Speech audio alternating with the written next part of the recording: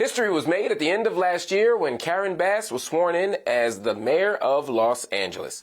It marked the first time the nation's four largest cities, LA, New York, Chicago, and Houston, all had black mayors. But the gains in representation are coming at a time when politics at the state and federal level are making it harder for mayors of color to succeed. Joining me now is Shawyn Patterson-Howard. She is the president of the African American Mayors Association, and she's also the mayor of Mount Vernon, New York. Welcome to the Grio, Mayor.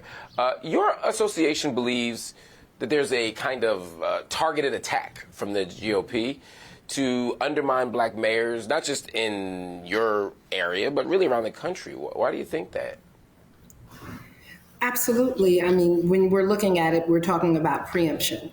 And so, as you just stated, the four largest cities in the country are being led by black mayors. And now all of a sudden, the Republicans who have traditionally talked against big government and making sure that there was state control or home rule or local control are now very interested in controlling, especially communities led by Democratic mayors with a focus on black mayors.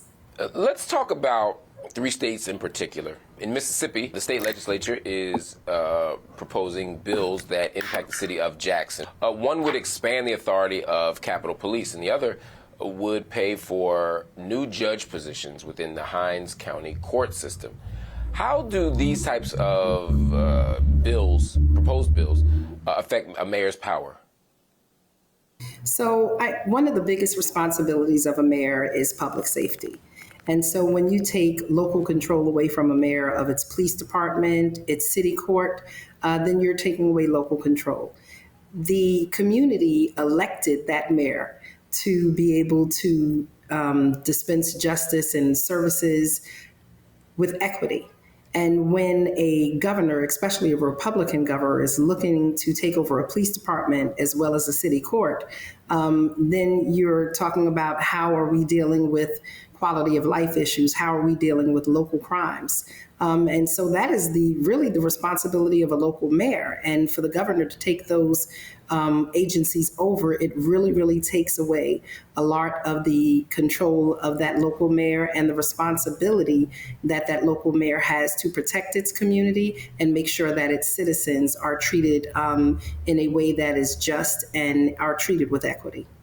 In Missouri, Senate Democrats blocked bills that would have transferred control of the St. Louis police departments from Mayor Tishwara Jones to a board of police commissioners. It seems police power is a major target of these bills. You've talked about public safety a little bit, but this idea of who controls the police seems to be another major issue, particularly at a moment where there's been so much talk about police reform, police accountability, defunding, abolition, across the board. So how do we think about these shifts with regard to law enforcement? So when you look at it here locally in Mount Vernon, we do a lot of work, especially around gun trafficking. We know that guns are not coming out of New York, they're coming out of Florida, Georgia, North Carolina, Virginia. And so locally, we do a lot of work with the ATF, alcohol and tobacco and firearms. And when you're taking control away from a mayor and giving it to a board of governors, and those governors also at the head of the state are saying that they will not allow local police departments to work with federal agencies like the FBI and the ATF, then that becomes a problem because we know that gun crimes in our communities are very serious. We're seeing black and brown blood roll on the streets and pour down the streets, and we have to get control around guns in our communities. And while these Republican governors are really focused on making sure that guns are more accessible, but yet saying they want safer communities, this absolutely undermines every attempt that we have to have common gun sense laws in our communities.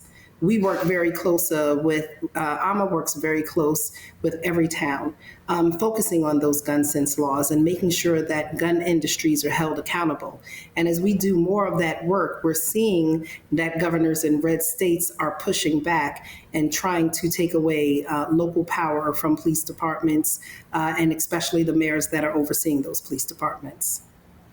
Mayor, you know, the right-wing narrative, though, is that all the violence, all the wanton reckless behavior that's going on in these streets, it comes not from Republican gun laws, but from Democrat mayors in cities like Baltimore and Chicago, and now black mayors in cities like Baltimore and Chicago, and soon Philadelphia again.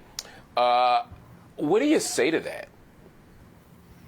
I think that's absolutely a lie. We're working on police reform. We're working to do programs with credible messengers. We're finding alternatives to incarceration. We're focusing on the drivers of violence in our community.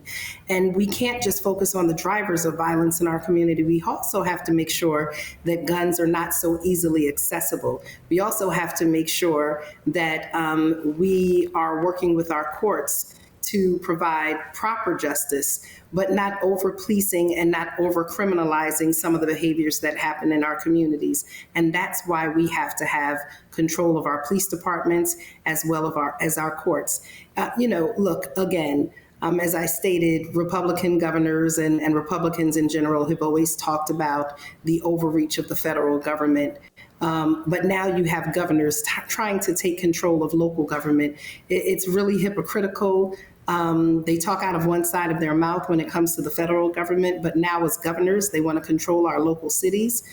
We've even seen governors deny funding from the federal government to do programs around reform and job training and education. But then at the same time, when there's a disaster, they're the first ones on the pantry line saying that the government, the federal government, has a responsibility to take care of them locally. You can't say out of one side of your mouth that you want local control of your states, and out of the other side of your mouth say that as a governor, you should have local control of cities that are within your state. Mayor, the work you're doing right now with the African American Mayors Association is so important. It's important because, one, like all black folk who are in these types of positions, you need a network of people so that you realize you're not on your own, but also to advance legislation or to resist negative legislation around the country, you all have to have a kind of commitment to staying together, recognizing a common problem and a common pattern. And it seems that you all are doing that. Is there anything that people out there can do to support black mayors in terms of supporting the African American Mayors Association? Absolutely. We need people to pay attention to the legislation that is happening in their local communities and trying to come down from the state. We need to make sure that governors are staying in their lane, understanding that mayors have the pulse of their community. They were elected by the community, and that this overreach into local government is really, it's just racism. It's cloaked in a different color. We know that urban communities are going to be the most populous in the country, and this is one of the ways that they are trying to take back control by controlling local communities, especially communities led by black mayors. Either stay in your lane and be helpful and allow us to get resources, or get out of the way and allow us to do the work that we were elected to do for our communities. That's it. Either help us or get out the way. That's what I'm talking about. Mayor Shawyn Patterson-Howard, we thank you for your work. She's the president of the African American Mayors Association, the mayor of Mount Vernon, New York. We thank her for joining us.